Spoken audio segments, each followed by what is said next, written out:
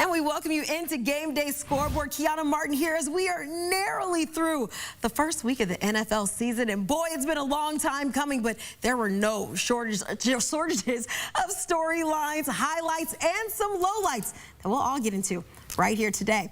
And we start off because it was the best of times and it was the worst of times. I'm talking about the life of a Bears fan, and on Sunday they got to see their hopeful quarterback of the future in action in his NFL debut as Caleb Williams was 14 of 29 passing for just 93 yards, but did manage a win in his debut against the Titans.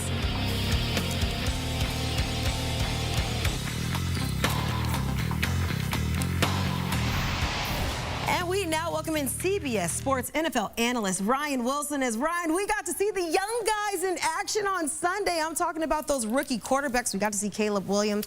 We got to see a little bit of Bo Nix. We got to see a little bit of Jaden Daniels. I would say all varying degrees of success from their outings on Sunday. But I want to get your insight on what you saw. You've been looking at these guys over the past several months, even going back to their days playing in college. I want to get your takeaways. What stood out from the young guys who made their debut under center, whether good or bad? Yeah, Kiana. So I've been following these guys for 2, 3, sometimes 4 years. Jaden Daniels and Bo Nix are 23 years old. Caleb's a year younger. They've obviously all transferred because the transfer portal is now a thing. So as we cover the draft and talk about these young men, I'm intimately familiar with all three of them. And here's the thing.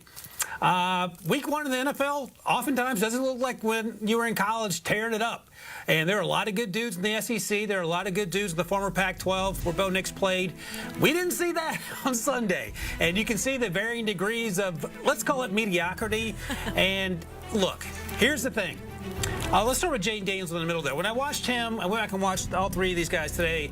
He felt like he was playing fast. And by that I mean he would get to his first read. If it wasn't there, his eyes would drop and he would try to run. Now, he ran for 88 yards and 2 rushing touchdowns. You see that there. So he was able to make something out of nothing. But I think he's going to get better because of Cliff Kingsbury, the offensive coordinator, who we know was at USC last year with Caleb, Coach Patrick Mahomes at Texas Tech. And speaking of Caleb Williams, again, the numbers were not great. And we saw some of the high/low lights coming into this segment here. He had a touchdown pass dropped by Keenan Allen, but other than that, it was a lot of trying to make stuff out of nothing, and some of the stuff we saw at USC that he got dinged for during the draft process, Kiana. By that I mean he wasn't playing on time. It wasn't 1, 2, 3 ball out. He is going to get better at that as well. I'm not concerned. The biggest concern for me lies with Bo Nix, and not necessarily with the way Bo Nix played, but the question I have with Sean Payton having him drop back over 40 times. That game was tight throughout until the very end there, and I don't know why you wouldn't lean more on the run game. I'm sure Sean Payton will have chances to answer those questions in the coming days and weeks. Bo Nix was okay. He threw the 2 interceptions late. They were back-breaking interceptions. He threw late a lot across the middle of the field. I think he will get better as well. But if we're grading these guys on their week 1 performances, I'll give them a C+ out of the kindness of my heart, but they got to play better, and I think they will, Kiana. Like you called it, varying degrees of mediocrity. It's only week 1 in their rookie season. Plenty of time to go and develop it, as we hope, especially those Bears fans. But I want to stick with quarterback play. Perhaps some performances to forget, and I'm looking at Daniel Jones and the Giants. Couldn't find the end zone except for a pick 6, if you want to count that finding the end zone. But they were embarrassed essentially by the Vikings at home. Meanwhile, head coach Brian Daboll opting to stick with his QB heading into week 2. Ryan, do you feel like this is the best route moving forward for the Giants? No, and I don't say that as a slight to Daniel Jones. It just feels like everything has gone sideways, and we are literally 60 minutes into the Giants season. To the point, Kiana, not far from where you are, that Giants fans were harassing Daniel Jones after the game. And look, I understand that you are frustrated. This is not entirely Daniel Jones' fault. Right here's the pick 6 you're talking about. You got Van Ginkel there. Andrew Van Ginkel's a good player. You don't want to have that happen to you no matter who you are, who you're playing against. But this is a dire situation, and I don't use the word dire lightly. There are going to have to be changes. And we knew, Kiana, they wanted to make changes in the offseason because Hard Knocks kept telling us that they were trying to trade up and get Jaden Daniels. They don't have any faith in Daniel Jones. At least the actions that we heard this summer indicate as much. And Daniel Jones is probably playing with a lack of confidence. And once the mistakes started piling up on Sunday, it just snowballed from there. Malik Neighbors wasn't frustrated, but he was asked about what was going on, and he seemed sort of confused. And I imagine this season's going to go like we expect it to go, and they're going to be in position to draft a quarterback. More things for me and Rick Spielman to talk about, and with the first pick perfect podcast, but it's not great if you're a Giants fans with high hopes. And I know you work with a lot of Giants fans, and it feels like it's going to be another long season for them unless there's a quarterback that we don't yet know about who's going to come save their season for them. Yeah, Daniel Jones, a guy that they've seen kind of what you get out of him, and especially if you're not seeing those steps forward, can raise some red flags out there for the Giants. Meanwhile, hey, out in Green Bay, it's injury, not quarterback play, that's keeping their signal caller on the sideline. Jordan Love in question after that injury in his season opener out in Brazil.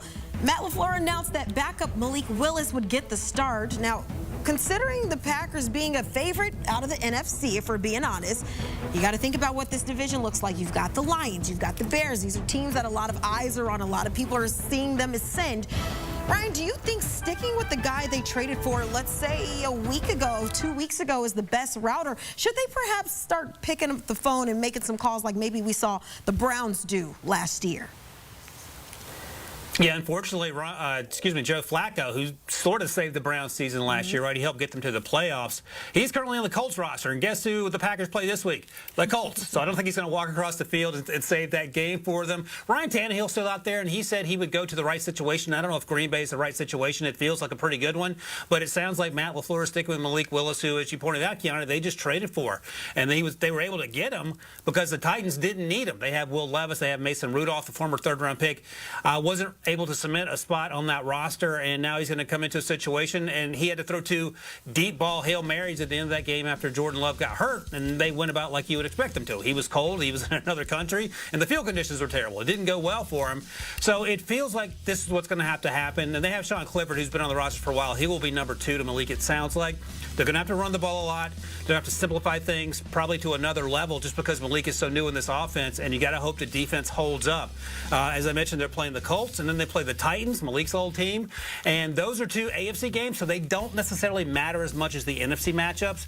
I don't think Jordan's going to be back by week 4 when they play the Vikings and then the Rams after that, but maybe you target the Cardinals game in week 6 there. So it's not a great situation to be in. If you're going to lose your starting quarterback, you want to lose them in week 1 as opposed to week 15, but they're going to have to find a way to manufacture some wins and rely heavily on the run game and the defense to do that.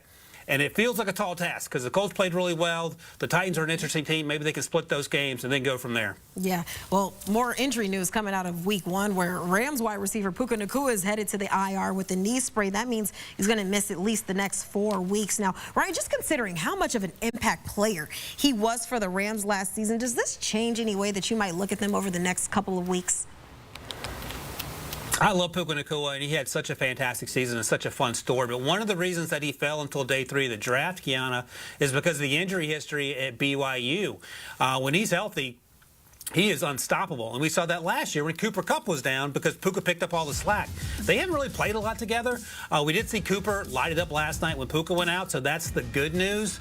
Other than that, the other issue, and this might be a bigger issue for me than Puka being out for a few weeks here, Kiana, the offensive line is an absolute shambles with injuries, and they were down to offensive tackles 2 and 3 last night in that game that they took to overtime, and that's probably a bigger concern for Sean McVay and Matthew Stafford. Stafford's 37 years old, played out of his mind again last night, but took a ton of hits, and he's probably pretty sore this morning.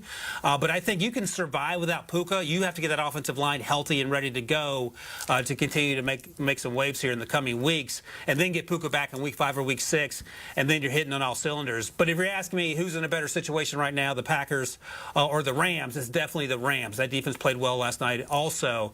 But get Puka healthy, get the offensive line healthy, and I think this team, hide your ears because you're a 49ers fan, I think they have a chance to win that division. Yeah, I hear you, kind of, sort of. I'm listening, but I'm not listening to you, Ryan. But you're right. The defense did play well, and they still do. You got to think about it. We still saw Cooper Kupp go off like the Cooper Kupp that we saw years ago once he's healthy. So certainly things boding well, at least comparing the Packers and the Rams. Ryan, as always, it's great to have you, and it's great to have football back. Thanks so much.